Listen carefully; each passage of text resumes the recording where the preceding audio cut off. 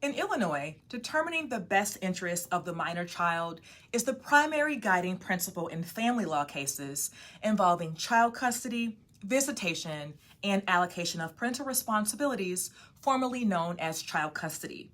The concept of the best interest of the child is central to Illinois family law and is used to make decisions that serve the child's overall well-being and development. When courts or parents make decisions regarding the child's upbringing, this standard is taken into account. Here are some key factors that are considered when determining the best interests of a minor child in Illinois. Number one, child's wishes. The court may consider the child's age, maturity, and ability to express their preferences regarding custody or parenting time. While the child's wishes are taken into account, they are not the sole determinative factor, especially for very young children. Number two, physical and emotional health. The court assesses the physical and emotional health of each parent and the child. It considers whether a parent's physical or mental health issues could affect the child's well-being. Number three, stability and continuity. Courts favor stability and continuity in a child's life. This includes maintaining consistent living arrangements, school attendance, and established relationships with family members and friends. Number four, safety and protection.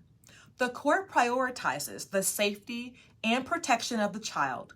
Any history of abuse, neglect, or domestic violence by either parent is taken seriously and may impact custody decisions.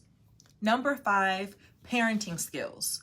The court evaluates each parent's ability to meet the child's physical, emotional, and developmental needs. Factors such as the willingness to facilitate a positive relationship with the other parent and the ability to provide a safe and nurturing environment are considered. Number six, co-parenting and cooperation.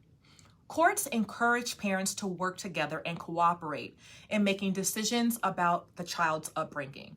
A parent's willingness and ability to foster a healthy co-parenting relationship are often viewed favorably. Number seven, child's education and special needs.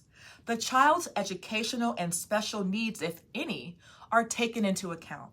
The court considers which parent can better meet these needs and ensure the child's educational progress. Number eight, religious and cultural considerations. The court respects a child's religious and cultural background and may consider how each parent can support the child's religious and cultural upbringing. Number seven, siblings and support systems. The court may consider the child's relationship with siblings and extended family members, recognizing the importance of maintaining those connections. Number 10, geographic considerations.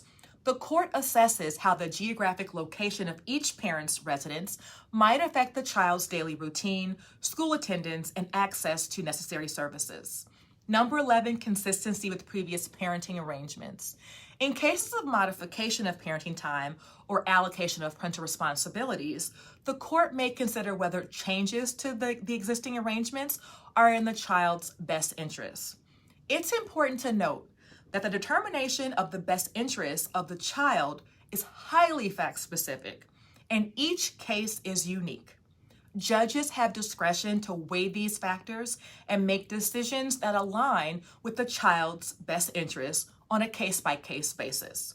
Additionally, parents are encouraged to work together and reach mutually agreeable parenting plans that prioritize their child's well-being and development. If you need guidance and support in matters related to child custody and visitation, call our office now.